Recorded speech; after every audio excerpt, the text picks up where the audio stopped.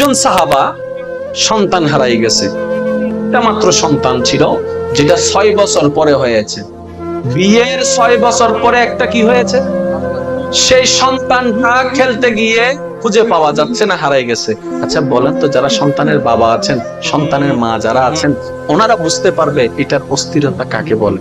আচ্ছা সন্তান যদি পাওয়া না যায়, বাবা মা পাগলের মতো হয়ে যায়, বাবা মা পাগলের মতো হয়ে যায়। নবীর কাছে, ইয়া রাসূলুল্লাহ, আমার ছেলেকে আমি খুঁজে পাচ্ছি না। আমার নবীর সামনে তো কয়েকজন সাহাবা বসা। উনি আসার সাথে সাথে যখন বললেন, ইয়া রাসূলুল্লাহ, আমার সন্তানকে খুঁজে পাচ্ছি না, ওই সাহাবার ভিতরে একজন সাহাবা বললেন, ভাই চিন্তা করো না, তোমার ছেলেকে আমি অমুক জায়গায় দেখছি, ছেলেদের সাথে খেলা খেলতেছে। আচ্ছা এই খবরটা শোনার পরে একজন বাবার অন্তরটা কেমন খুশি হইতে পারে। সত্য মিথ্যা পরে, পাইছি তো কোন একটা খবর, কথা বলেন রে ভাই, পাইছি তো খবর, আমার ছেলের সন্তান পাওয়া গেছে, যাক হাই জায়গারে তো নিয়ে যায় নাই, যাক মরে তো আর যায় নাই, যাক নদী তো বাইসা তো যায় নাই, কেউ একজন তো দেখছে। আচ্ছা এই খবরটা পাওয়ার পরে বাবার পায়ের স্পিড কি স্লো হবে নাকি স্পিড বেড়ে যাবে? মার সাথে সাথে দৌড়াই যাওয়ার জন্য যখন প্রস্তুত নিলেন, আমার নবী সাহাবাকে ডাকলেন, ও সাহাবা, তুমি যখন ওইখানে যাবা, তোমার ছেলেকে যখন দেখবা, খবরদার ভিন্ন আদরের নামে ডাকিও না, তার যেই নাম সেই নাম ধরে স্বাভাবিকভাবে ডাকিও। তাকে দেখার সাথে সাথে জড়াই ধরে, অনেকক্ষণ না পাওয়ার কারণে যে আবেগটা আর কি, জড়াই ধরে গালে মুখে চুমা খাইও না, স্বাভাবিকভাবে তাকে ওইখান থেকে ধরে বাসায় আনিও। বাসায় আনার পরে সন্তানের যেমনি আদর করার মন চাই করিও। নবীর আদেশ শুনলেন, সাহাবা চলে গেলেন, সন্তানকে নিয়ে আস্তে আস্তে ভাবতে লাগলেন, আচ্ছা নবীজি এই কথাটা কেন বললেন? যেহেতু নবী বলেছেন, কোনো না কোনো কারণ তো আছে, কেন বললেন? মনে মনে প্রশ্ন। এবার সেই সাহাবা সন্তানকে ঘরে রেখে আবার আসলেন নবীর দরবারে, ইয়া রাসূলুল্লাহ, বুঝি কিংবা না বুঝি আপনি যেরকম বলেছেন অতটুকু আমি পালন করেছি।